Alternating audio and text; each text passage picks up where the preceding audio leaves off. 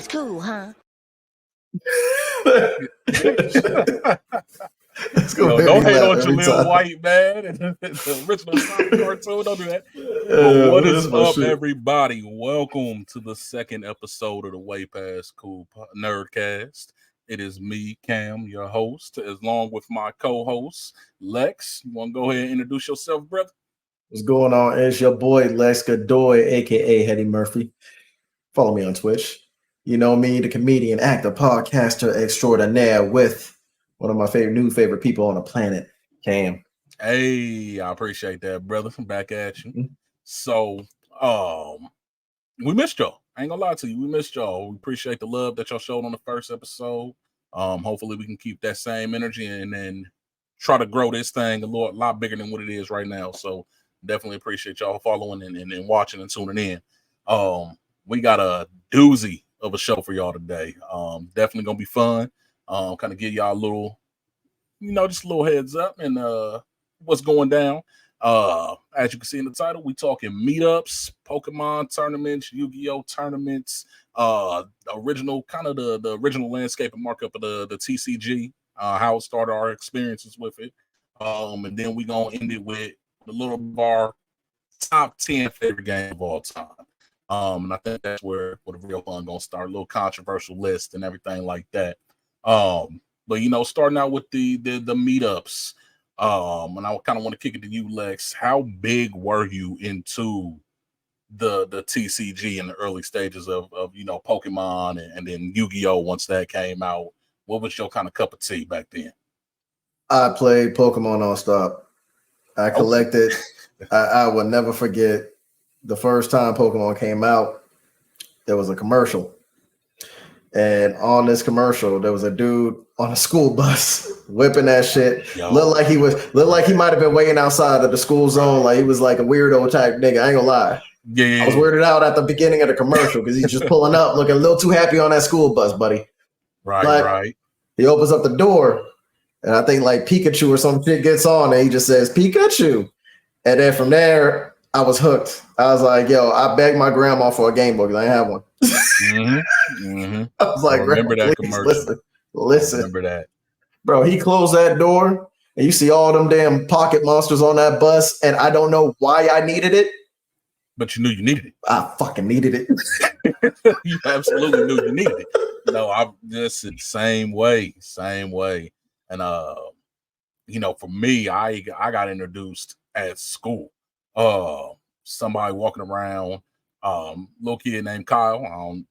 I ain't seen him since elementary school. I remember his name. I couldn't tell you, but little kid named Kyle came in backpack with a binder full of Pokemon cards.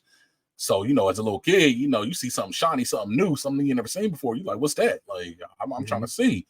So, he started explaining them to us and said, oh, there's a Game Boy game with it. There's a TV show and all that. So I'm like, okay, I need to go home and see what's what. So, turned on the TV one morning, Cartoon Network. And right before school, they were showing an episode of Pokemon. I'll never forget. The damn WB kids. Listen, it was the episode where Pikachu left Ash Ketchum. And Ash was leaving me behind. And I'm like, as my first introduction to this show, why do I have all these mixed emotions and feelings watching this dude break down in tears over this Pokemon that he's clearly leaving behind and don't want no more? Call my grandmother, talk to her about it. She let me stay home from school because I was that destroyed about it. My first time I ever seen snow. I was like, oh yeah, this got a hold on me that I have never experienced before. That's a wild sick day. Listen, I was heartbroken over people I did not know. Like, I don't know if it was the Pikachu tear that fell, the cry out for Ash to come back and not leaving. And then you see the episode wrapping, he come running up over that hill, jumping into Ash's arms. Oh my God, floodgates was open. It was wide open. So that is wild. That's a wild thing to think about, like, because now it's over. Pokemon is officially over, at least the anime. Yeah. But I'm not gonna lie, like that first introduction, man, Game Boy Color, I'll never forget that shit. I had the purple boy, the see-through. Okay. That was the same one. Loved it. Though my grandma, she had enough for just the game. And now there was like 2 versions, and like I remember kids was stunting in school, like, oh, I got the blue and the red. I had that Charizard, bro. I had to have the Charizard. Same. Charizard been my favorite Pokemon since game 1 because I like, bro, no matter how many times I went through the game, I ain't never picked the other 2 Pokemon, bro. Word? I would, because you could catch them at the end. I would just catch them all the way at the end. Like, bro, I'm gonna run with Charmander every time. I got you. I mean, Charmander made the game more difficult anyway. So, bro, yeah, but like when you get that Charizard, bro, that fire spin was crazy. You get him level 100, but then comes 151. Mew. Mm-hmm. Mew made me just like, it was just solidified, man. I don't know what it was, man. Maybe it was like the power level, because like you have Digimon. You got Yu-Gi-Oh, and there's some crazy looking fucking monsters in those 2 genres of monster hunting, right? Right. But it was just something about like, maybe because they were cutesy and strong, like it was more like attractive to like, kids. Mm-hmm. But it was just something about the designs, like dog, like you remember the first time you're introduced to Mewtwo, you're like, what the fuck? Yo, that movie, it blows your mind. It blows your mind. It was a shit that just engraves inside of your mind, and then you have the card game. Mm-hmm. Card game was one of the most simplest games you can play, but it had so many complex rules to it. It was strange because it was the cards that were the rules themselves. Right. We've seen it in other games, but it was just something about the way Pokemon did it. It was so user friendly. Oh, absolutely. So it was designed with kids in mind. Like, it was designed with kids in mind for people to be able to really pick up on it. Okay, in order to do this attack, I need this many energies attached to this Pokemon. Or, if I want to heal, I need to drop a potion card and all that. So, like you said, it was very complex, but it's simple in the same sense. So, and I can't tell you how many hours I lost playing in the backyard, Raspberry Glen, coming up just on the back porch of my boy's house, playing Pokemon. To this day, I still remember the contents of my psychic deck. Like, it couldn't be stopped. I'm still collecting cards to this day. I don't care. I'm I'm grown. not mad at you. I wish I would have kept my collection. I wish. Like, I had everything back in the day. Charizard, Blastoise. I lost it all. But I am regaining a pretty good collection though. Now, man. But like I said, my mom reminds me every year when she sees like a news article. Oh yeah, you see Pokemon cards are going. You still got the ones when you was a kid. We had a house fire. Boy, that binder, that value right now, boy. Listen, I wish I wasn't so stupid back in the day. Like, I traded mine for stupid stuff, like dumb stuff. My mom would get mad. Yeah, my mom would get mad because back in the day, bro, like I didn't know they were gonna be valuable. I just wanted the cards so bad, and I took care of all my shit, right? Mm-hmm. I was trading actual video games for cards back in those days. Like when a kid would get something out of a pack, and I was like, oh yeah, man, let me get that Lugia. I bring this Lugia story up because I actually traded Pokemon traded card game for it when I was a kid, right? Now that cartridge cost probably what, $40, $39.99 back in those days, right? Yeah. That card is worth about $300 to $500 right now on Pokemon. Like just the market. The market is crazy. The Lugia? The Lugia, yeah, the Lugia from Neo Genesis set. Yeah, I know sets, nigga. Okay. I ain't mad at you. I'm about to say if you get a first edition Lugia, that's you get that motherfucker right there. Yo, if it's not graded, you're getting at least $275 off of it. Yeah. So I was trading my games, and my mom was like whooping my ass about that shit. I ain't gonna cap because like the games, of course, were more than the fucking packs themselves. So like parents don't understand collectible value, like when it goes up. And it was funny because the ones that got saved are like the from different game. My Yu-Gi-Oh cards for some reason were saved. Okay. Them shits ain't worth. Nah, they ain't worth jack shit. It depends on which ones. They overprinted all of them. So like it was just, they were readily available. You can still get most of the cards now. Like Blue Eyes White Dragons, they're like, I don't know, maybe $12.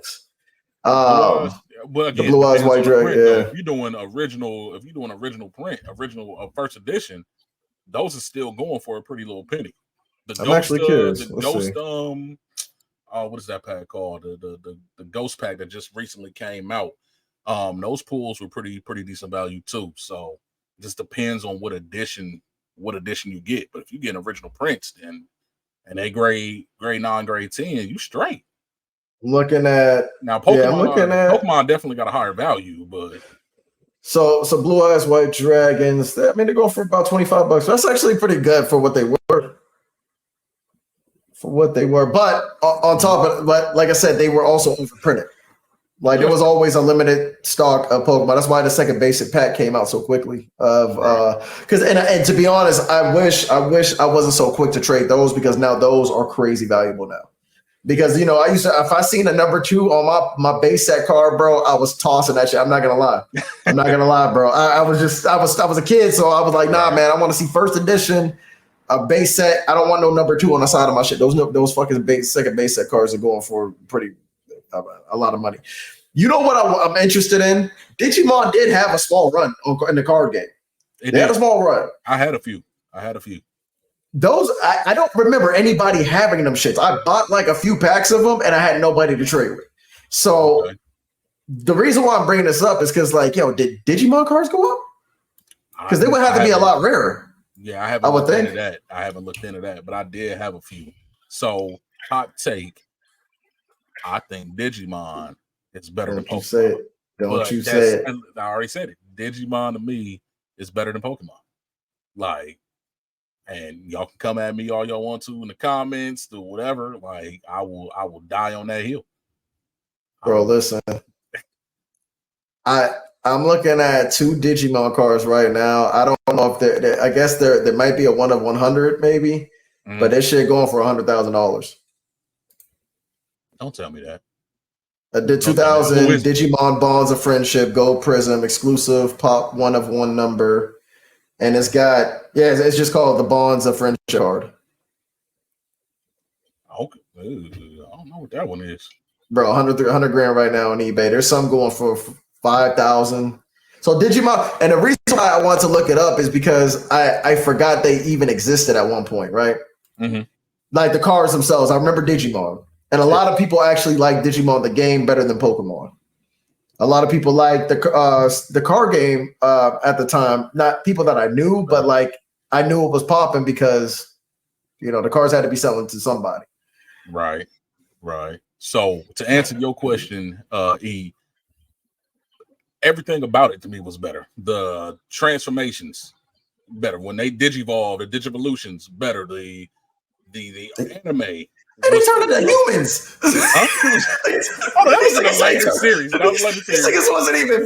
Nah, them niggas wasn't even monsters before. They was just like humans in costumes, bro. Listen, fire. I don't care what you say. Angelmon, Seraphimon, Magna Angelmon will wax. They were. No, the design was fire. The design was fire. The designs was fire. The show to me was better. It had a darker tone than that of Pokemon. Oh, excuse me. The cards, Pokemon got the cards on lock. This nigga berserking. I'm a Berserk fan, so I'll be using that shit as it too. Oh, it's darker. But that's my thing. Like I like darker things, shows, darker things. Listen, we as black men right now. All right, we're depressed. All right. That's so true. We like dark shit. That is true. I did have a nice little emo run in the mid 2000s, so I ain't saying nothing against that, but yeah, to me, I don't know, just everything about Digimon to me was better. Like the production of it was better. The movies were better. Mewtwo Strikes Back, great. Mewtwo Strikes Back, great movie. I cried. Not Mewtwo Strikes Back. The Pokemon first movie, great movie. Yeah, that's Mewtwo Strikes Back. That is. Okay, yeah, great movie. I cried. Ash gets on the stone. Celebi movie was all right. I ain't gonna lie, I stopped watching after Pokemon 2000. Oh, see, come on now. Like, but yeah. No, I was watching the show. I just I don't know, bro. I lost track of the films, and then I don't know. I went through a phase, man, where it was just I feel. I'm like, Cass was clowning a little too much. So I never worried about that. See, you can't let that get to you. Cannot let that get to you. But plus, I got tired of watching Ash lose. Like all he did was lose. Yeah, and get turned to stone. Listen. Bro, Ash I was tired of Ash being 10 forever too. That was another thing. Right. Like, bro, Right. you dog, how many years went by? You went through 50,000 countries and met millions of people and fought gods. There's no way you did this over a 1 year period, bro. Like, you became a Pokemon master in a year? Makes no sense. It makes no sense at all. No sense at all. And I know there's that whole theory. He's in a coma. He technically that's what my theory is. Dead in the first episode, whatever. Got shot. Yada yada yada. You know, we would never know unless they actually come out and confirm it. But I mean, as far as Pokemon winning, the bigger following. Let's be real. It had a bigger following. The card game in the video game franchise alone, bro, push Pokemon to the forefront of everything. That Game Boy first drop was insane because, like I said, it wasn't a Digimon game like that. I think the Digimon game was on PS1. It was on PS1. I think Digimon games was fire. Digimon Rumble and stuff like that. And the RPGs, Digimon was fire. Not a classic. It didn't have the. I mean, when handheld took off, when the Game Boy and Game Boy Color really hit, Pokemon monopolized that market. Like there was you couldn't walk outside or go anywhere without seeing somebody play Pokemon. Cass was bringing them shits into school. Yeah, Cass was having Game Boys. Cass was stealing Game Boys to play the game. Right. No, that shit was crazy, bro. Yeah, it was greatest handheld game of all time. We got to give it that. Absolutely. No argument for me on that one. Now, sticking with Pokemon and Yu-Gi-Oh, well, more so Pokemon. Did you do tournaments growing up? Nah, that's the only reason why, because my mom wouldn't drive me to them. She worked a lot, so I didn't get to go to like any big tournaments. I used to play at the fucking playground, or like I grew up at this place called Cuppers West, and niggas would meet at the generator. So like when I was in like the hood, like I was like, if I had to go to like my pop's crib and shit, I just want to tell Cass I had the cards. I ain't gonna lie, because Cass was like beating up niggas who was nerds back in those days, and I was small, big ass glasses, and like I started fighting back like a little later in life, like 10. So I like when Pokemon came out, bro, I was like 6 years old. So that's fair. And I was into way different shit than like my cousins and everything else was. Like I was rushing to the TV to watch fucking Dragon Ball when it came out, like rushing, bro. I watched Sailor Moon. I ain't give a fuck. And that shit spoke more to me than other shit. Like, you know, I was into cartoons and shit, like Courage the Cowardly Dog and all that shit was my shit, but I was into more mature things because of the introduction of anime at such a young age, because everybody thought that shit was like some little kid shit, and that shit was far from it. Okay, so why didn't you watch Digimon like that then? I didn't watch Digimon. Digimon was a more mature show. I said I ain't had the cards. Like I didn't have like I only bought a few packs of the cards. No, I seen Digimon. Angel Ball was crazy when he first evolved in the show. Like I seen all that shit, bro. I've only watched the original Digimon show. I didn't watch anything past the Digimon like original, where it's the dude with the blue shirt, puffy hair. He got the damn goggles on, bro. I can't remember his name, but yeah, bro. And then so like I was there for Digimon's original run. I wasn't there for after that shit. When I was talking, I was there at the beginning of the Digimon run. I had the actual Tamagotchi Digimon. Like, tell me if anybody out there remembers these. The Digimon Tamagotchi, where you hook them bitches up, they battled each other. Coldest shit in the 90s to me. Yes, sir. Coldest shit. I had a Patamon one. Angelmon was my favorite character, so I had a Patamon one. So, my God. Gathering. Listen, Magic is infamous. That's play Magic. That's one card game. I don't play Magic. Got into. But Magic is the GOAT. I don't play Magic, never own Magic cards, but Magic's the GOAT because Magic is the only place I hear people up in their fucking 50s and 60s that played that shit back in the day, and they still play it to this day. Like, that shit don't die, bro. That is true. Those cards become valuable as hell. If you got some 80s, 90s cards and shit, I heard, like, them shits is got some value. See, coming up, it was all Pokemon and Yu-Gi-Oh for me. So I never got into Magic. I know I had a couple people try to introduce me. Matter of fact, Eric tried to introduce me to Magic, and it just never stuck. So I just never rocked with it. But it's unfortunate, man, that you ain't get to go to them tournaments, man. Like every Saturday, me and a couple of my boys used to walk up to Toys R Us. Toys R Us used to sponsor Pokemon tournaments where you could literally go win gym badges, and things like that. So we was there every Saturday walking. Like, did y'all have the damn? Did y'all get any of the exclusive cards, or were those for the big ones? Those, so they did have those. Those had the exclusive cards too. Yes, sir. Yes, sir. They gave me you know how much things like that. Those are like some of the most valuable cards for real. You still had those till today. And man, I wish, like I said, I wish I did. Like I was stupid. So I did the reverse of you. Like my man said TV Yo, we are old. Quiet. Listen, don't put that out there, man. We do not need to be exposing ourselves like that. Bro, listen. Anybody out there watching, right? I got a stack of some fire. A stack of some fire. Right? So anybody out there that got a base set Charizard that's at least an 8 to 10. Fire. First card on this shit, bro. I don't know if you can see this motherfucker. There you go. Oh, okay. Okay, Mew, I see you. Look up how much that mug is. That's one single card out of this giant stack. That first edition?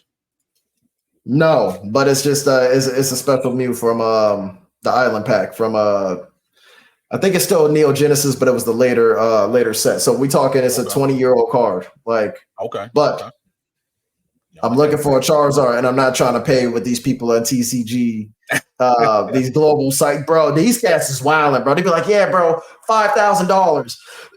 Bro, your dog chewed up half of it, bro. I'm like, what are you? Right. Like they are geeking, bro. Yeah, they're geeking on some of these prices. But like I said, that's the market. The card market is really crazy because it's the people that set the prices for the most part. Everybody agrees on those prices. Right. And then the average of what it's selling for. It's kind of beautiful how you want to. So this, I'm not going to go into a crypto tangent, but today, this week, Pokemon cards actually were brought up in a SEC hearing. Gary Gensler is the chairman of SEC. He's in some hot water over the XRP shit. Over let's just say he's been fucking the economy up really, really badly. Really badly. I'm not going to go into it, but Pokemon cards get brought up. And it was crazy to me because I would never think that like Congress, the Supreme Court, Supreme Court or anything like that would bring up Pokemon cards in a financial discussion. That is wild to think about. So that's how big Pokemon is, where it's coming up in U.S. Big government court hearings. Right. But I think that's what's going to solidify the card game when it comes to Pokemon. I think it's going to be like Magic, where it's going to last forever. Not everybody can last, bro. Not everybody can last in this game. You're seeing a lot of these digital card games last. We got Dragon Ball Z Dokkan Battle out there. It's one of my favorite. It's my favorite fucking mobile game. And I know it's a gacha game. I know it's a ripoff. Can't do it. Can't do gotchas, man. I cannot do gotchas. I know. Nice. It's the only one I do. I do Pokemon Go, but I don't consider it a gacha because where I work at is just all Pokemon stuff, so I don't pay for shit, basically. But like, you know what I mean? Dokkan Battle is the only one I played. I played Legends. It's fun. I played the One Piece game when it was out. I ain't gonna lie, I love that Naruto game, but I think I was part of the reason why I didn't go as far as it should have. Bro, that game was too expensive, and I wasn't paying for shit. I wasn't paying for shit, bro. You crazy as hell. That's my biggest issue with cell phone games is everything's behind a paywall. Everything that you want to do is behind a paywall. I think the only game I'm playing right now is that Monster Hunter now because I'm a huge Monster Hunter fan. So, but be honest, I haven't played it yet. Is it a gacha game? Oh, it does have gacha aspects to it, but you can play it completely without having to buy the gems and all that. Like, so will my character be trash without him? That's the character. No, because they have a lot of the Monster Hunter elements in it, as far as grinding to get the different parts you need to upgrade your gear, make different tier the weapons and things like that to build your character up, make yourself stronger. So that's why I mess with Monster Hunter now. I did not play the new one, the latest Monster Hunter Rise. I didn't play Rise yet. I'm about to get it for PC eventually, but I got a backlog, bro. I got a backlog. Okay, I still got. Let me know. Once you get it, let me know. I'll run through it with you. Monster Hunter World, though, one of my favorite games in terms of the last 10 years. Okay. It's in my top 10. Okay, well, we're gonna say that. I hated it at first. I hated that game when I first started playing it because it was so. I was like, bro, it was so stiff. It was so stiff, bro. Nah, bro. Nah. See, I've been playing Monster Hunter since 04, since the first one. So I'm a Monster Hunter fanatic. Like I said, that might come up. That might come up in a later segment. We'll see.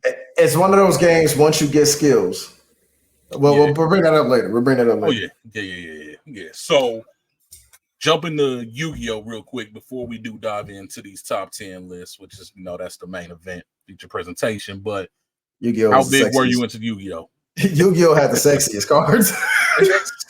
Facts. That artwork was crazy. Was that the Dark Magician? Wait, which one was that?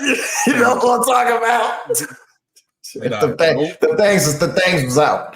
You talk about Dark Magician Girl? Yeah, them things was out, bro. Yeah.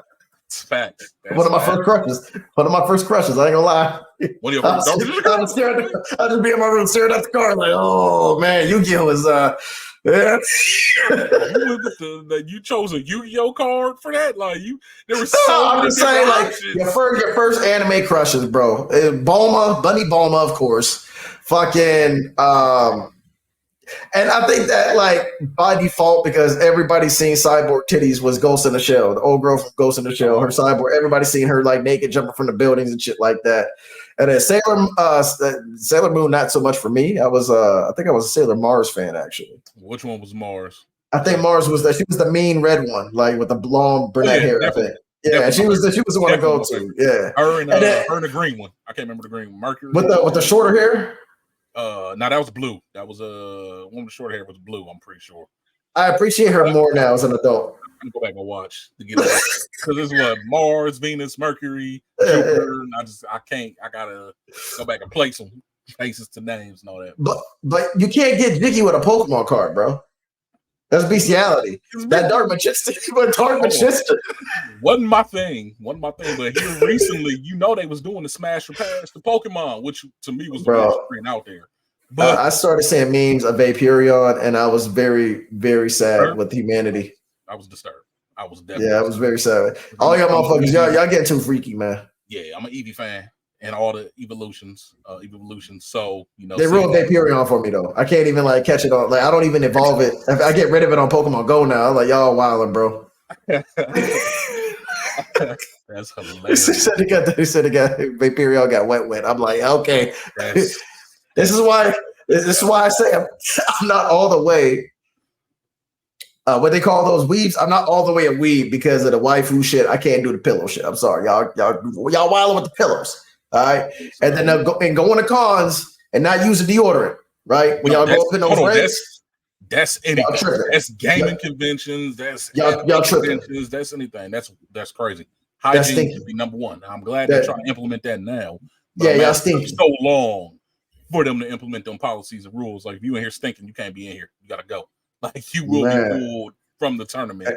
Ain't enough alcohol. Ain't enough alcohol in the world that can maintain that smell for long, bro. Y'all motherfuckers are wild. Hey, you know what's crazy? Like before we get into the next topic. Yeah, what's up? If they would put some deodorant on, some of them girls that be cosplaying there might fuck with them a little bit more. Just put some deodorant. That's it. Take 5-10 minutes to wash and then deodorize. That's it. They wilding, bro. That's all he has. That's it. Like it's the costumes. I'm sweating in the costume. Like, bro, you ain't put no deodorant on. That's why you smell like that. You smell like funyuns and butt cheeks, bro. Something wrong with you. Right. But my bad. Back to Dark Magician. We're gonna move past Dark Magician. They have some sexy cards in Yu-Gi-Oh. But nah, Yu-Gi-Oh. With Yu-Gi-Oh, I did have some cards. I had actually quite a few of them, but like I said, the value in maintaining them, it just wasn't my priority. But I wish I would have kept some of them because the artwork on Yu-Gi-Oh cards were fucking gorgeous.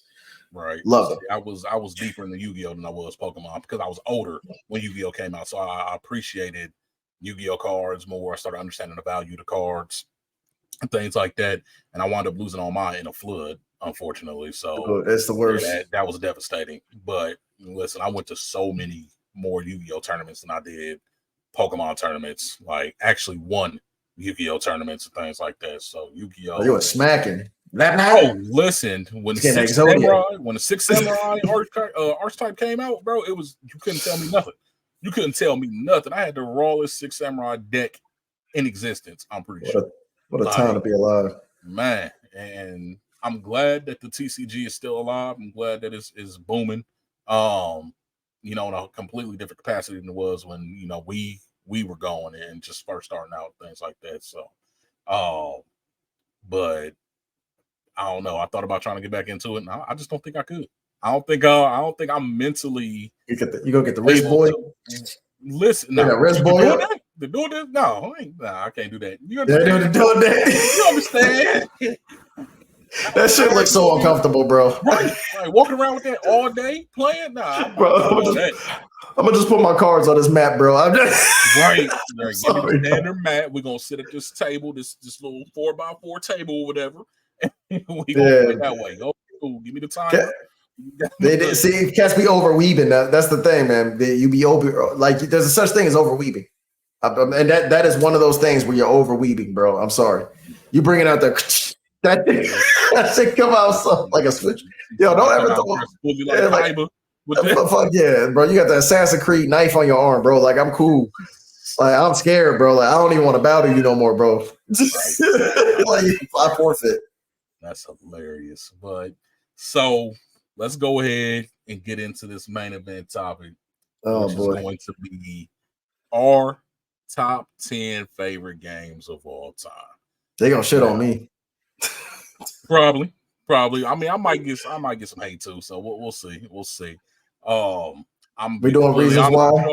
Oh yeah, we can explain all that. Go into detail, but I ain't gonna lie to y'all. My list probably not solidified. Like it can change at any given moment, any day. This is probably one of the hardest things that I had to construct. But we're gonna go ahead and get into it. You want to go first, or you want me to go first? I go first because I want to get out the way because I feel like I feel like people are gonna be like mad at number one. So we're gonna do this. All right. So this list is more compiled of some of my greatest memories, and I'm also basing it off of how much I played this game, if it grasped me and kept me away from other games. All right. So my number one is a default. Hold on. We're going 10 to 1. We're going 10 to 1.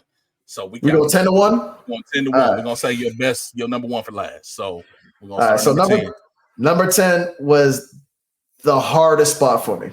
So we're gonna go with Skyrim.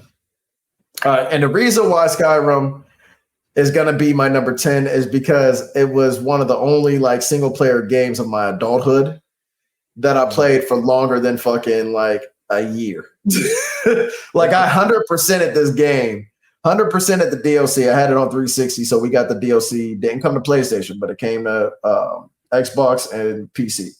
Right. I got all the fucking dragon masks. Did all like anything you could do in this game. I spent so much time that it was sickening, and at the time it probably ruined my relationship. Oh no! I was so hooked to this game, bro. Well, this game did come out in my early 20s, so. It was my big time gaming phase, staying up all night, fucking not going to bed, and then you going to work the next day, like when you still had it in you. Like I don't got that no more. I don't have that no more. I'm in bed like yo, trying to get to bed like 10, 11. Right. I stayed up for shit, bro. I appreciate sleep a lot more. And this game is a game I lost a lot of fucking sleep off of because you can't just play Skyrim for an hour. When you play Skyrim, you walk one place, 8 hours go by. And you're like, whoa, I swear I was only playing for an hour. And your girl like, yo, I'm leaving you. Damn. Never have I been left over a video. I didn't get left over, but I was spending a lot of time on it. I was spending a lot of time. The way you explained that, I don't know. No, I swear. No, that's facts. At the time, I was married at that time. So like, you was married at that time. At that time, yeah. But like at this point in time in life, Skyrim was life, and there was a bunch of games that took over, but no single player like this. So Skyrim is my number 10. Okay.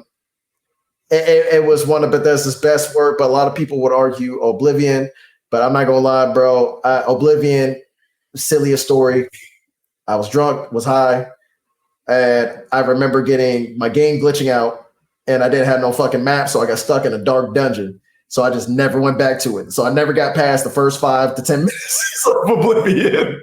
Okay. Because of a bug, and I was wasted. So I ain't got too much input on Skyrim. I ain't played Elder Scrolls since Morrowind. So somebody gave, bro, and I ain't even pay for Skyrim. Somebody gave me a code for Christmas. Like they got Xbox for Christmas, and it wasn't in the RPG, so they gave me the code, and then it was foul, bro. It was foul. Greatest money I never spent. I ain't even mad at it. Let's see what your number 9 is. Let's see. All right. Yeah, Sonic the Hedgehog 3 and Knuckles / Sonic and Knuckles. Listen. If you was a kid at this time, it was the most mind-blowing shit because Sonic 3 comes out, right? And this is like the first DLC probably ever for like a console. Like when you really fucking think about it. That expansion. Like they had an expansion. The corner of the screen. Like, bro, you unlock map select, all that crazy shit, but like you put that fucking cartridge in there, you were able to put Sonic 2 and Sonic and Knuckles and play as Knuckles and Sonic the Hedgehog 2. Yes, it was the craziest fucking shit I've ever seen at that time frame. Like it was amazing. Sega was different. Sega was fucking doing different things, man. Like Mario was the shit, always was the shit, but like I was a Sega Genesis kid. I never had a Super Nintendo. I didn't have the N64. So I had the Genesis all the way up until 98 when I got my PlayStation 1, right? So Sega games I played. I still have every last fucking Sega game for the Genesis sitting right in the other room right now. Nice. When it comes to my favorites, it was putting that Sonic and Knuckles in there and then putting that 3 on top. And then you automatically get that Super Sonic unlocked. Mm-hmm. Bro, I used to skip all the way to that Doomsday. That beat, bro, on that Doomsday map, the final map. Oh. That could be, hold on. That's a topic for a whole nother day. We can go through the soundtrack. Listen. No game series is messing with the Sonic series when it comes to it. Bro. I won't hear any other argument. I promise you. So Michael Jackson, bro. Michael Jackson was influenced. Sonic 3, Michael Jackson. So what we got at number 8? Let's see. Resident Evil 2, specifically 2. Number 1 revolutionized the horror genre. That's true. Facts. Number 2 perfected it. It gave us a longer story. The dual, players. Yeah. What you could do in the first one, you played as Jill, you played as Chris, but it was just like it was like literally 2 separate games. It felt like 2 separate stores. Bro, Resident Evil 2 was special, and I think it was special in a lot of people's hearts, man. It revolutionized everything from the N64 to the PlayStation 1 when it came to the horror genre. Then you started seeing other games like Silent Hill start to come out, which was another masterpiece. But I think Resident Evil 2 through and through, and we're talking about this Resident Evil 2, the remake is a perfect game to me too in terms of horror survival. But the original, it's just the memories, the first time you pick that shit up and you just pissing yourself. And it was, if you go back and play it now, it's terrible. Like the zombies do. Yeah, it's not. It sounds terrible. But back in them old TVs, bro, 2 TVs, yo, that shit was terrifying, bro. Yeah, that shit was terrifying. You said it's too low on the list? Listen, he is a RE head. That's like his favorite series. So listen, I it's my favorite horror franchise, bro. I love Resident Evil. I love it. But horror genre is not my only genre. I am what you call a hardcore gamer where I had to play everything. So this list is based off of the majority of memories. Bro, I have memories in every single Resident Evil. But let's not get it twisted. Being on my top, fuck it. I've been gaming since the original Nintendo. That's a lot of games played. So to be on a number 10, to be on a top 10 list, this shit is high as hell. Trust me. It's special. All right. Let's see what we got. We got next. Halo fucking 2. Halo 2, everybody in school skipped school for this shit. Yes. This changed first-person shooters forever. Yeah, Halo 1, masterpiece. But Halo 2, we stayed home for this. Oh, yeah. Halo 1 didn't have the crazy hype that Halo 2 had behind it because it was the first one. It was the first one. It was a brand new franchise. but it earned its respect amongst all gamers around the world with Halo 1, right? When Halo 2 dropped, cats who didn't own an Xbox were trying to get that special edition boy, the green boy. Y'all remember? Green, the see-through green? Yeah. Bro, if you was a PlayStation cat, the war wasn't there yet. It wasn't as sparked yet. I feel like Halo 2 was lightweight responsible because it was what everybody thought was going to be a console killer. Yeah. When you have something packing that much heat, bro, the multiplayer was revolutionary. Also, another revolutionary in DLC because there was a second disc that expanded Halo where there was like a shit ton of maps, bro. Turf, which was a masterpiece of a fucking map. You had to get that second disc like 2 years later. It was $20. We talking when the economy's not so bad. It's before games was $20. It was before the recession. Sports games was literally $20, bro. Before the recession, bro. We stayed home, bro, and I just remember the memories, bro. Like we stayed home. Games came out on Tuesdays. They didn't come out on Fridays back in the day. They came out on Tuesdays. So when you stayed home, it was like your teachers fucking knew. Like, all right, bro, where's little Timmy at? That motherfucker calling sick. Oh, Michael's not here either. What's going on? Halo fucking 2. Your parents worked and they want you to go to school. You fucking lied about going to school. And you stayed home for Halo 2. Oh, yeah. Especially if you had to be at school after your parents already left for work. Oh, listen, can't tell you how many times I played hooky. People were mad at first. Remember, people were a little bit salty at first with Halo 2 because the story had the Orbiter in it. Yeah. By the time you was done finishing the game, you understood where they were going with it. Understood where they was going. You understood where they was going with it, bro. Halo 2, a fucking masterpiece. It's the only one you get to play as an Orbiter for that long. Because I think Halo 3, you do play as an Orbiter for a short period of time. Yeah, but it's way shorter. Multiplayer, one of you actually. Yeah. So Halo 3, probably the most played Halo in a franchise when it came to the first trilogy. It's probably the most played. I'm not gonna lie. I played that one the most out of them. But it was only because Halo 2 was, I think, near towards the end of the but it revolutionized dual wielding, bro. It introduced dual wielding to the series. We don't talk about dual wielding because if you got somebody with a needler and a plasma, it was a That's my shit. Right, we don't talk about that. So the Magnum with the green with the plasma. Plasma, that shit was crazy. Charge, instant shield takedown, Magnum one shot. Yeah, you know what? That just made me mad. We're gonna move on. Let's go to the next one. Final Fantasy 9. That's a beautiful pick. Final Fantasy 9 at number 6. I know a lot of people put 7 up there. A lot of people even say 10. Majority of the Final Fantasy true fans put 6. Yes, sir. They put 6. American version, like Americanized, because the numbers are fucked up. But 6 in America, yeah. Kafka's, we get it, greatest villain of all time. But Final Fantasy 9 was just one of the most gorgeous stories, one of the most gorgeous Final Fantasies graphically in terms of just the way the environments looked. It was probably the saddest one to me, bro. Vivi, every fucking situation with Vivi made me fucking cry, bro. Vivi, that hit. Oh my god. Zidane, I'm sorry. Zidane's personality was better than Cloud Strife, and I love Final Fantasy. I'm a fucking huge Final Fantasy 7 fan. Listen, but until the remake, Cloud didn't really have any personality. He has an amazing, the story of 7 is absolutely amazing, incredible. Oh yeah, but he wasn't as fun. Characters, Cloud had the personality of what's his name, Armit. The dude with the red hair right here. Like, they had the same personality. Yeah, pretty much. They talk shit like that. Yeah. Didn't talk emo, like just.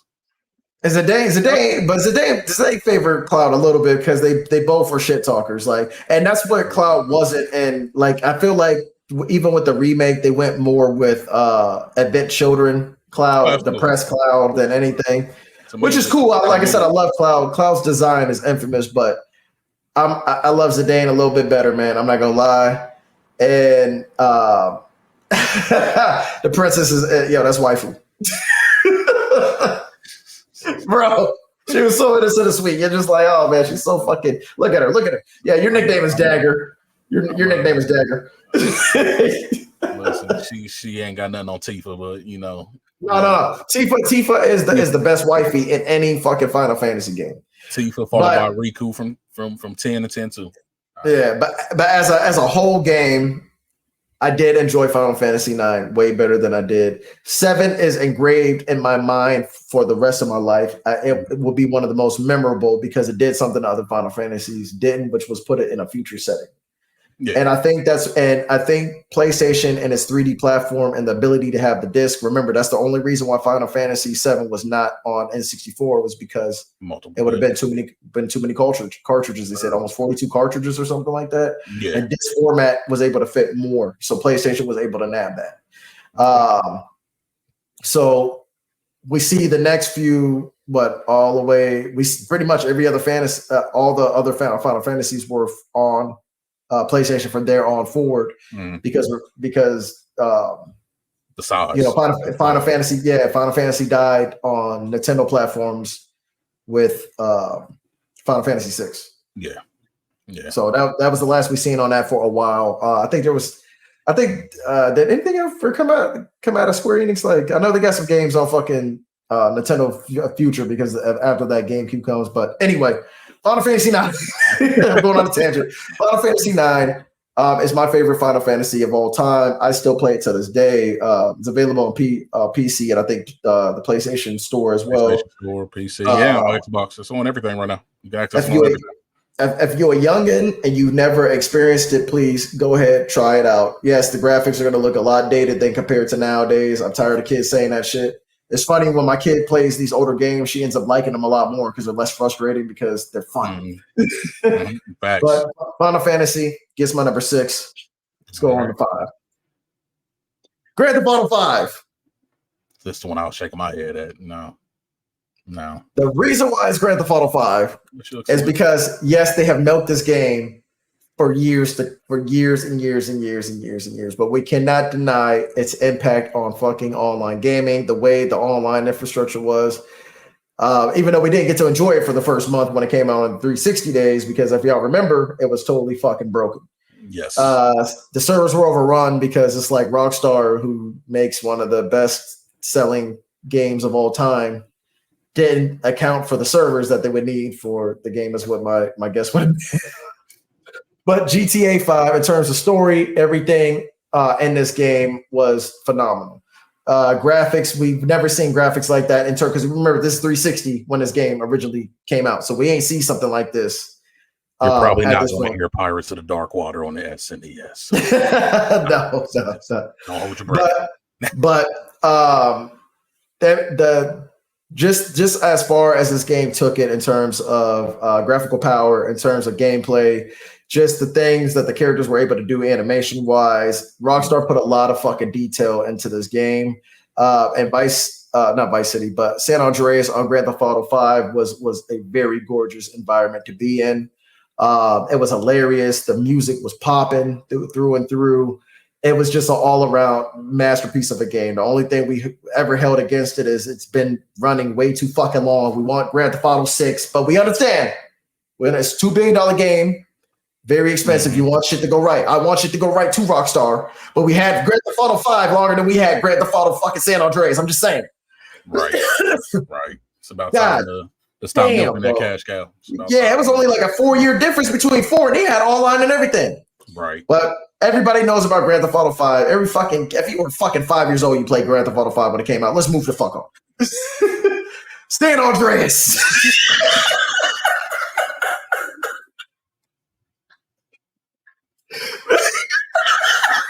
This is going to be quick. This is the greatest Grand Theft Auto of all time. Vice City is better. Fuck that. You can get fat, you can lift weights, and your main character was a nigga. That's all we need. MC8. That's all you got. MC8, Sam Jackson in the cast. Yeah, Ray Liotta's cool. You know, rest in peace. I love my mans. But Sam Jackson as a dirty cop, as he should be. Say a motherfucker.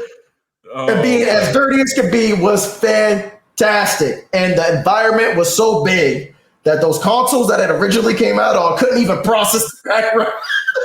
Facts. The pop-ups were crazy. But Yes, San Andreas is one of my favorite. It's my favorite Grand Theft Auto because it came out at a time I was a teenager, so this shit was hyper violent. I could be a black character. CJ, his infamous fucking lines are always going to be. He's such a great character. Mm-hmm. They put him and mod him in every fucking game on PC, bro. You could be CJ on Skyrim. He's that big. He's that big. So yes, that's my number 5. Let's move on. Elden Ring. Wait, no, that was my number 4. Elden Ring is my number 3. Okay. I know it's a newer game, but I left Valorant for 6 months to play this fucking game. Wow. I thought I was gonna hate it because I am not a Souls game lover. Mm-hmm. I fucking hated the Souls games until I played this game, and it made me go back to play the Souls game. I was like, oh, I just gotta have a little bit more patience. This game is not easier. This game feels that way because you can go back and fight whatever you want, whenever you want to, and how you complete the story is completely up to you, but it never feels stale. The graphics are fucking extraordinary. Mm-hmm. The gameplay, the weapons, the dark, like the whole berserk feeling, dark fantasy. It's one of the most beautiful games I've ever seen as a whole project, from start to end. I looked up every fucking secret, though. You have any? I know you want. You want to see? Did you play Elden Ring? Listen, I haven't beat it. I haven't played through to completion yet. But to kind of second your sentiments on it, this is the game that got me playing Souls-like, because I was not a Souls-like fan at all.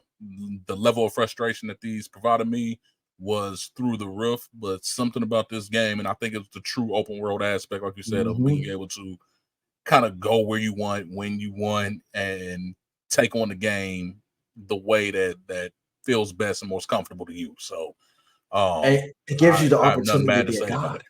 Yeah, it gives you the opportunity to be a god, but you have to work very hard to do so. And that's what games are missing a lot now. We were hearing some great things about Life of P, but challenging games need to come back.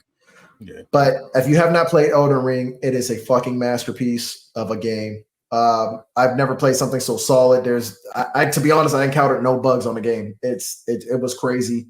Straight gold state. We have not seen a complete game go for $60 in over 10 years. There's always some DLC you got to be fucking buying. There's always skins or anything. No, everything in the game was good. Was complete. It's inside the game. Yeah.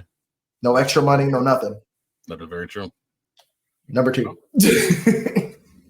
Metal Gear Solid, baby. Very hard choice between my number 1 because I spent probably more time on this game than any fucking game I've ever spent. I'll never forget this shit. I got a grandfather that stays in Kansas City. Mm-hmm. My grandfather is one of those guys who makes everything like up with like a little cash when you're a kid. Like, yeah, bro, like, yeah, I whooped you, but Grandpa gonna get you what you want. As great of a game Splinter Cell was, it is not top 10 worthy. Not top 10 worthy. Sorry. Metal Gear Solid, we've never seen anything like this before. Not at this time period in 1998 where the fucking game, this is probably the start of PlayStation doing like movie type games where it's like the cinematics, the dialogue, everything is written like a fucking Quentin Tarantino film, bro. All thanks to the genius mind of Hideo Kojima. Hideo Kojima, so great that he even put his name in the title during the boss fight to fuck with you. Right. I know this game did things that I have never seen before. The Psycho Man is fine. I was about to say that's the number 1. The reading your memory card, seeing that you played other Konami games and telling you what's going, having to switch the controller port over, bro. So he couldn't read your mind, and then you setting down your controller, right? And then him telling you, "Yo, I'm gonna move your controller to the left." That motherfucker go to swing it, and your shit start moving on the bed. You like, oh, yo.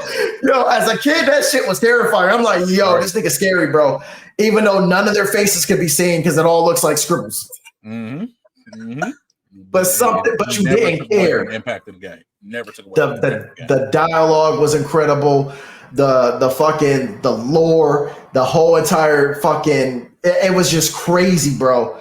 the whole memory card, the card where you had to switch with the different temperatures. You had to backtrack and figure out how to get, bro. Listen, looking at the back of the case to get the codex entry. Could you imagine renting this game back in the day and not having the legit case? You got the blockbuster case. You ain't even call it Meryl. You can't even call it Meryl. Right. How would you know? Like, this is before the days of the internet for the most part. Like, this is before, you had to go to school. Maybe someone was talking about it at school and all that, but like, who would have thought to look at the back of the case to get the codec that you needed in order to call the person you needed to call? Like, that's crazy. That was next level. This game went into detail on telling us how foul governments were. Mm-hmm. and I was like 8 playing that shit. 1998, this shit dropped. It was one of my favorite games for the PlayStation all time. It's one of my favorite games of all time. As a matter of fact, I love this game so much. I still have my original copy. That's beautiful. Still have my original copy. I need a new CD case because the shit has lasted over. Yeah, it's cracked. But if you was wondering what we were talking about the codex, if you ever want to call Meryl, it was actually on the back of the case the whole time. What is it, like what is it? I can say it's what 140-15 or something like that. 140-15. Yeah, 140-15. Correct. Yeah. Let's go. 140-15. And when you called her, man, it was a beautiful war romance. And remember, the question always rises: does love belong on the battlefield? Metal Gear answers that question. You got to play it though. The trilogy and the remasters are coming out at the end of this, at the end of October, I believe. Yeah, I heard they're actually really good. I heard I'll be copping them. Really good. Oh, absolutely. Yeah, I'll be copping them. I'm replaying it. We're playing it on Twitch. Trust me, I'm a fucking master at the game, so y'all gonna want to tune in and learn all the secrets. Let's go to number 1. This shit is so crazy. You go to Metal Gear Solid to this cute little motherfucking raccoon motherfucker. It's a new that made he made my childhood. Mario. My introduction to video games was actually not this game. My aunt had a NES at my grandmother's house. So the first game I've ever seen was was Zelda: The Adventures of Link. Okay. That was the first game I ever played. The first game I've ever owned. Don't know when my grandmother did this. My grandmother got me a NES system when I was about 3. Mm-hmm. I'm not even making this shit up. The game that came with it, Super Mario Brothers 3. Okay. I played that shit. Like, my son is 2 and he plays the Switch, knows how to navigate through menus, all that other shit. So you're never too young to get your kids into video games, but they do get very addicted. So be careful. Yeah, true. This is the game that started me with my addiction to video games since I was a kid. It started to nerd them. I knew where the whistles were. I would go anywhere I wanted on a map. It was amazing. It was amazing as a kid. I found the fucking whistles without the Nintendo Power literally off of accident. I was just holding down on a fucking block and I just went underneath. And it was like, we're talking like just playing shit over and over again. But this game I had memorized to the back. At one point in time, I used to be able to do the shit that you see the fucking like motherfuckers on YouTube that are just like jumping perfectly. I memorized the game that much where I was actually capable of doing that as a kid. If I went back and played it now, eyes of vision, not so good. Reflexes, not as cool. Memory of the maps, not that great. It still might be my favorite Mario game, though. We're being honest. And still to this day, my favorite Mario game. And it's funny, my introduction to Mario was actually from a game that probably not a lot of people know. A game called Wrecking Crew. Yes. That was my grandmother's favorite game of all time. So that was an arcade, right? It was an arcade and it was on the original NES. The original NES had a home port of it. So that was my actual introduction to Mario. And then we wound up getting Super Mario Brothers 3, played that, and got the Super Nintendo. And if you remember, the Super Nintendo had the Super Mario All-Stars collection. Mm-hmm. And we had the one that had 2 editions of it. We had the one that also came with the Super Mario World, because you can buy the All-Stars that just had like 1 Lost Levels and 3 on it, or you can get the second edition that had Super Mario World on there as well. So but no, I'm not even mad at it, man. Not mad at it. Still Sonic over Mario, but no, you know what though? As a franchise, yes. But this Super Mario Brothers 3 was on some other shit back for that time frame. There's a reason why Super Sonic 3 and Knuckles is on the list too. But if I had to choose, if I wanted to play Mario games, like as a whole, or Sonic games, remember, we lopsided right now, so there's been some pretty bad Sonic games in like the latest iteration. But when it comes to the 90s, all the way to let's say Sonic Adventures, actually Sonic Generations. Oh, we love that one. The new Sonic Frontiers, a fucking fantastic game. Love it. Love it. But Sonic is beating Mario to me in the late 80s, 90s. Like, well, 90s, because I think 90s. Sonic was released came out in 91. 91, yeah. Original Sonic. And, Mario was already at 3 at that time frame. It was actually his competitor for mascot that year in 1991. So that's fucking the history of these two consoles. Like, a lot of kids don't remember because the younger generation wasn't there for the Sega Genesis shit. Bro, that was a crazy fucking time period, bro. Genesis does when Nintendo don't. So, that's facts. That's facts. Right, oh my god, Vector Man, nigga, Vector Man. Listen, Vector Man was amazing. I ain't gonna lie, Vector Man was amazing. Okay. Not a bad list, brother. Not a bad list. So, we're gonna go ahead and try to blitz through mine real quick. I feel like I took too long. My bad. No, the top 10 is hard, bro. It's long. It's hard. It's hard. No, you good. You good. So, much like what Lex said, my list is comprised of games that had an impact on me. And I think that's going to be another list for another day, the most impactful games. But these are some of the ones that really stuck with me, and ones that I still play till this day. So we're going to start with number 10, Power Stone 2 on the Dreamcast. That's a good pick. Power Stone 2 on the Dreamcast. I can't tell you how many late night sleepover sessions were spent staying up all night playing this game, unlocking everything in the secret shop, the recipes to craft the different weapons, unlocking the characters. This was the only game back in the day that I felt like could compete with Smash Brothers.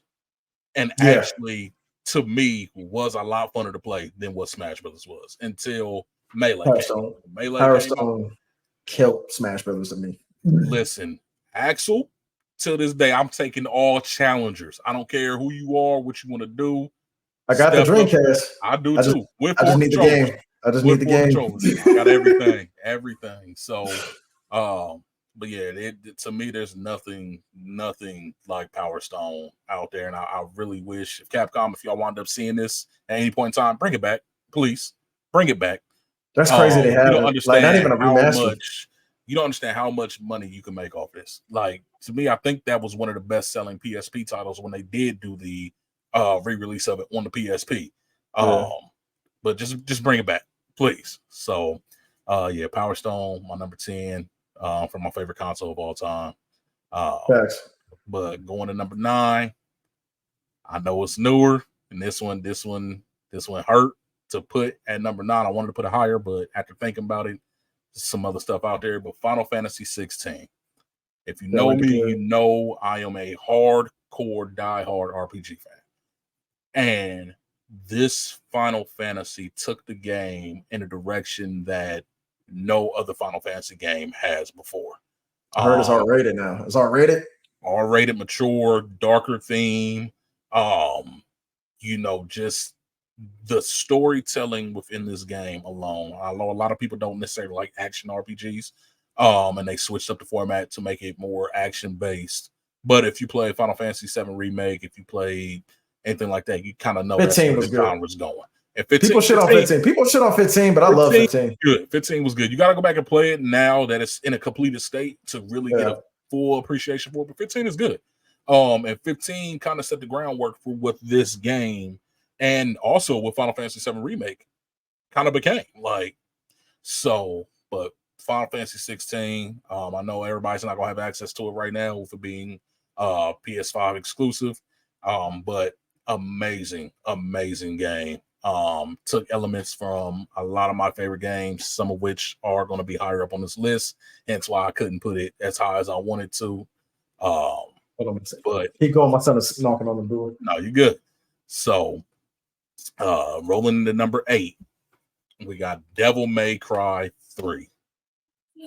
When I tell you the action genre consumed my soul when it first came onto the scene with the first Devil May Cry, and the way that 3 completely changed the series, especially after the disaster that was 2. 3 had the up until 5 the dopest combo system of any Devil May Cry game. The story, great. Going back, telling the prequel story of how Dante came to be this badass that he is now. Just the conflict between him and his brother, and his journey into him awakening his natural side, his devil side. Amazing game. Amazing game. Respectable pick, actually. The I'm a difficulty. Devil May Cry fan. This is one of the hardest games I've ever played. If you played the game upon its original US release, you would know that the normal difficulty was actually the Japanese hard mode. So if you weren't playing the special edition, you got the Souls-esque Soulsborne level of difficulty with the original release of Devil May Cry 3. Until this day, I still play it, absolutely love it. So my number 7, yes, make an appearance later on in the list, Monster Hunter World. I am a Monster Hunter fanatic. Been playing since the original game on the PS2 back in 04. And this one was hard for me because I wanted and was leaning towards Monster Hunter 4 Ultimate. But the way that Monster Hunter World completely changed the way Monster Hunter is played. It introduced a whole new generation to Monster Hunter. And this is the game that single-handedly saved Capcom from going under. The player base in this, the community, it's probably the best online community in all of gaming. Like the amount of support that you get from everybody that plays this game is ridiculous. Seeing these monsters really come to life due to the power of the PS4 and the newer consoles was just a sight to behold. Even reworking the control scheme, from that rough kind of blocky, not being able to move the way you really want to move the dodge attacks on the handhelds of things to, revamping it for the controller, modern systems. Just an overall amazing game, overall amazing experience. This game had moments that will make your butthole pucker with fear of a new monster coming out and the collaborations that Capcom put into this. It definitely deserved a spot in my top 10. Well over 1,000 hours played. Like, love this game. So like number 6, Kingdom Hearts 2 Final Mix. Kingdom Hearts, probably one of my all-time, as far as series, one of my all-time favorite series.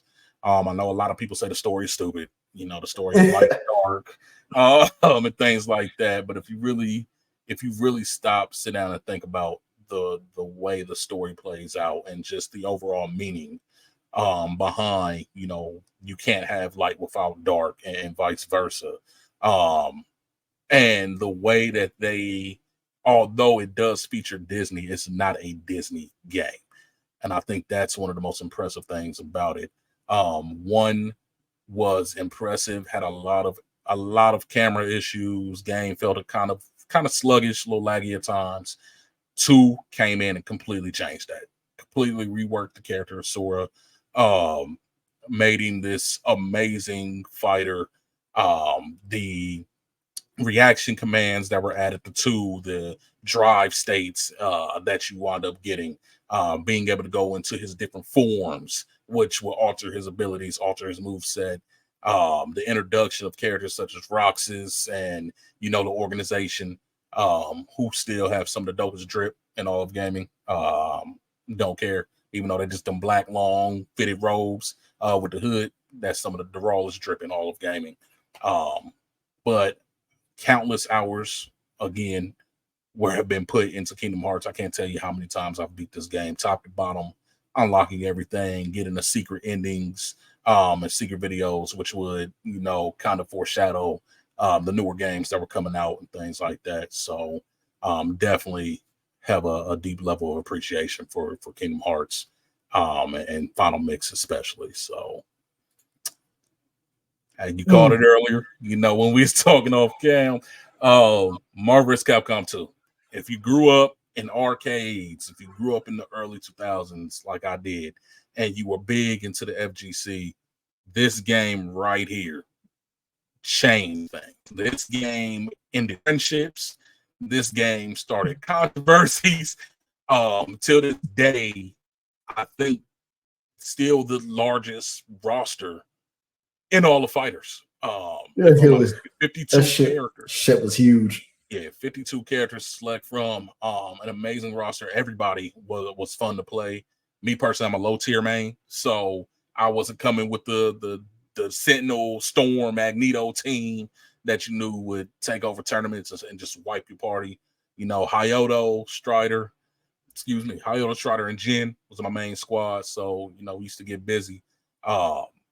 The music alone, the jazzy pop that it provided, amazing. Like I said, let me take you on a ride. Listen, that game, and people talk about the having to unlock characters in games nowadays. When I say you had to literally unlock 25 of the characters in this game, and it never once felt like a grind, it never once felt like a chore because of how fun the game was. If games were to go back to this format, I wouldn't be mad. But I had to put a fighter on the list, being I'm a huge fighting game fan, and this one barely eked out Street Fighter Third Strike for me. So that is my number 5. Cable wrecked all. Just want to say, Cable wrecked all. See me on the sticks, brother. I will put Cable in his place. See me on the sticks. Can't stand Cable. Listen. Number 4, Sonic Mania. I did play the hell out of this one. Listen, Sonic is my favorite video game series of all time. This is, like I said, this is what got me into gaming hardcore. This is the reason the podcast is themed in the way that it is. Sonic Mania got everything right. If it wasn't for this game, Sonic CD will probably be my top Sonic game. I just love the gameplay style, the artwork.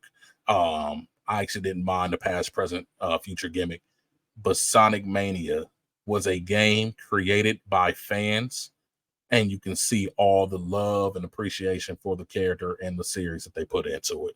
I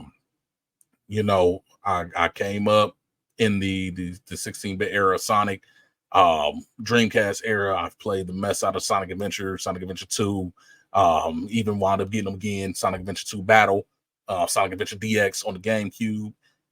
Nothing grabbed me in the way that Sonic Mania did. Nothing put me in that old school vibe the way Sonic Mania did. So for that reason, Sonic Mania, number 4 on my all-time list.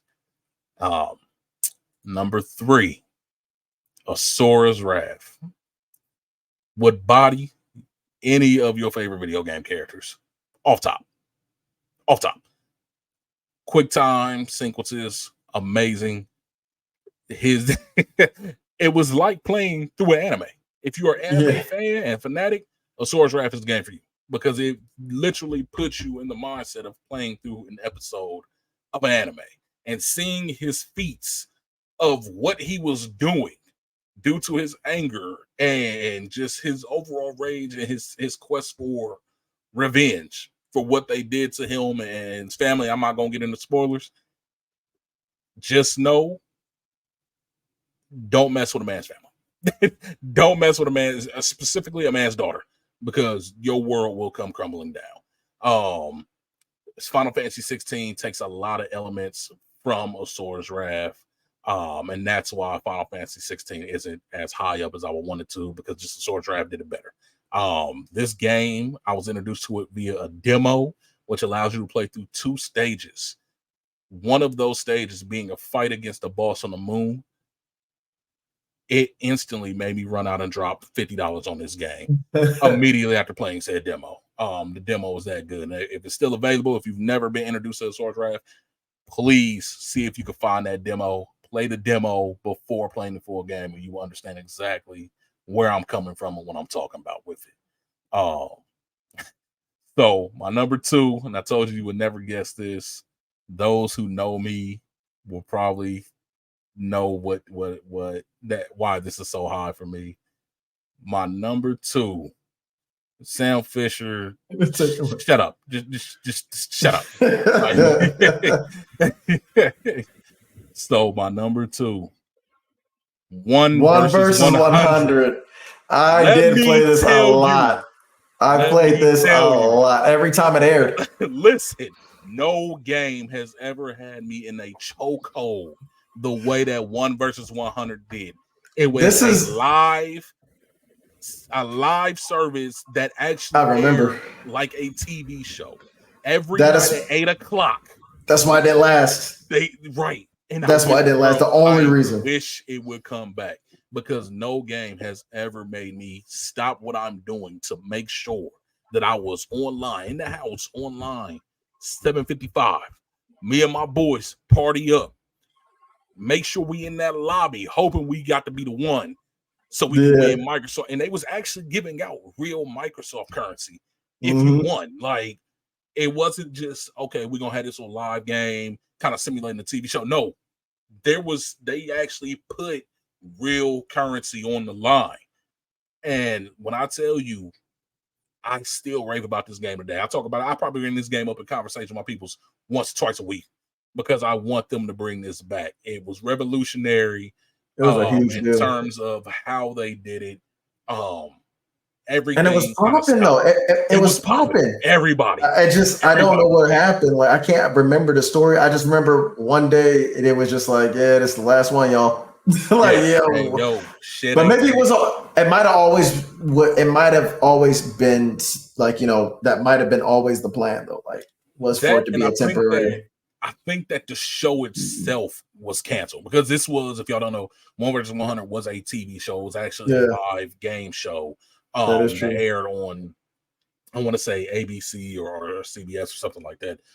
So Microsoft had the idea, and I don't know who else was behind the scenes, but they had the idea to make this into a game that you could play online via Xbox Live with everybody from around the world.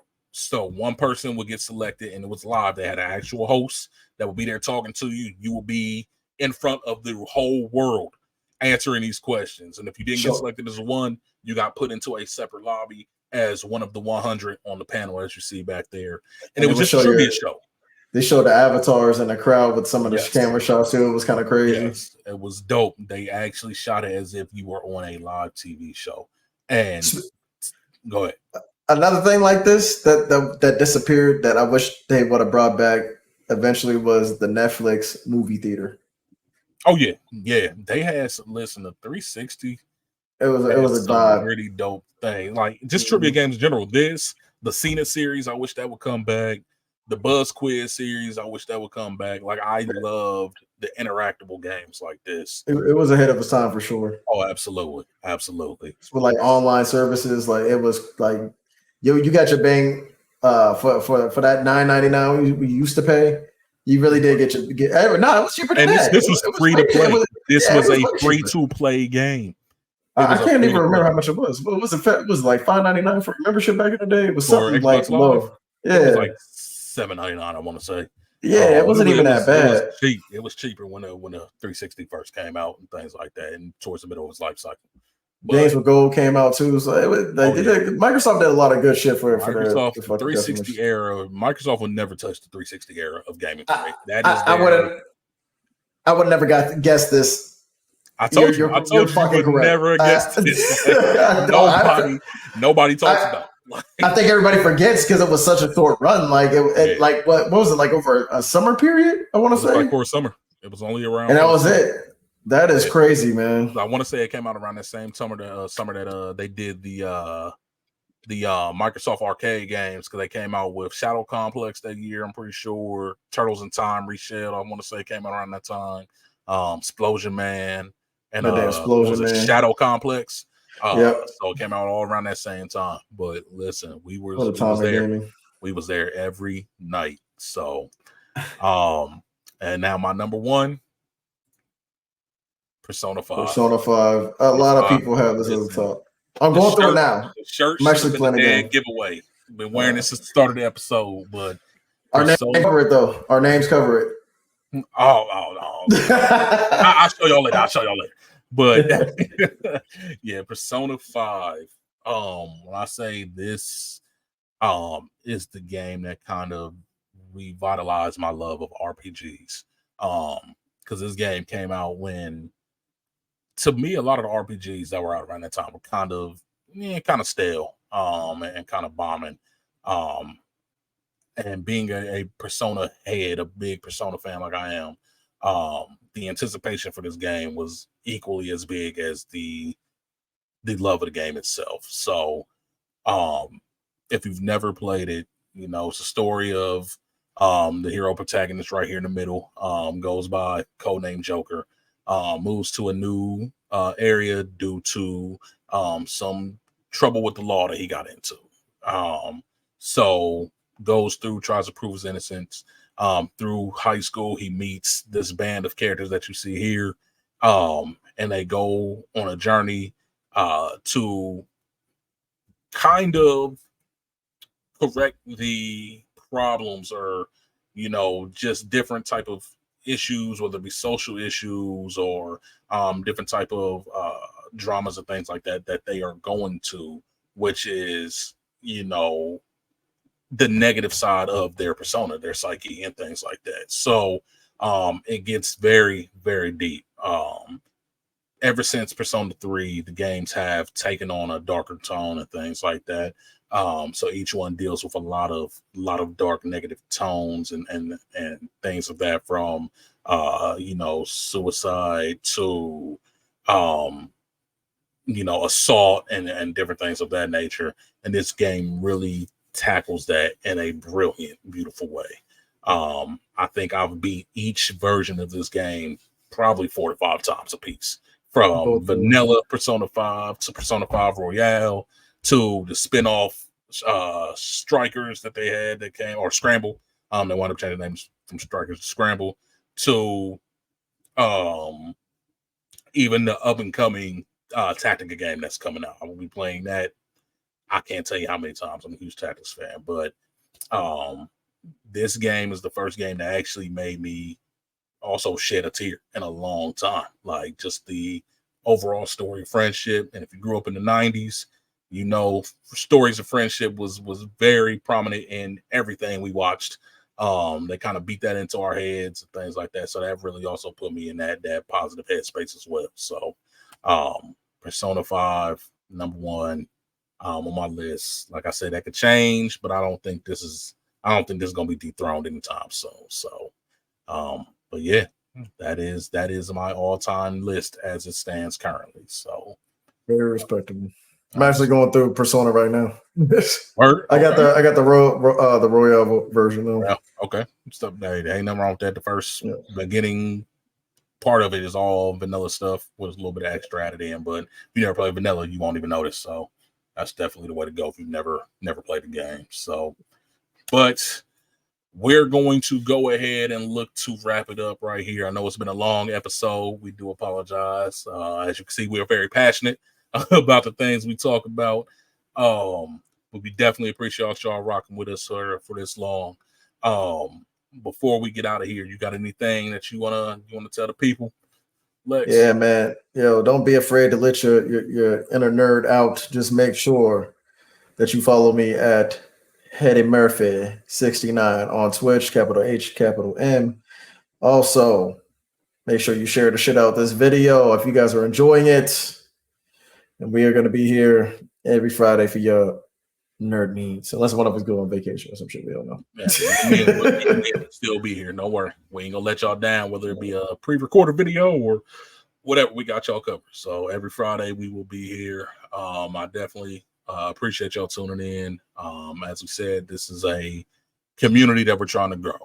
We're trying to let it be known that it's okay to let your inner nerd out. You don't have to be afraid. This is a safe space And it's okay to be you. If you love anime, if your passion is in comics, if your passion is in video games, let it out. Let it be known. Let it be known. Don't succumb to the fears of judgment and things like that, because nobody could tell you you're wrong. Nobody could tell you that what you like and what you approve of is wrong. So we definitely appreciate y'all. I do want to give a shout out to I was going to ignore that time, man. But we definitely want to give a shout out to the Podcast About Nothing Network. We are striving to bring you the best possible content on a daily basis. We're out there trying to do something that not a lot of networks are doing. And it's not just centered around one topic, one thing. You know, we have on Mondays, Easy Monday Motivation, which is brought to you by my man CT, and Miss Johnny, my liege, where they're dropping informative gems to motivate you to be the best version of yourself and to help you get through your week, whether it be a work week, just week in general. They're going to make sure that they get you right and that they feed you with as much positivity as possible. They're going to make sure that you know that every day is Friday over on that channel, on that podcast.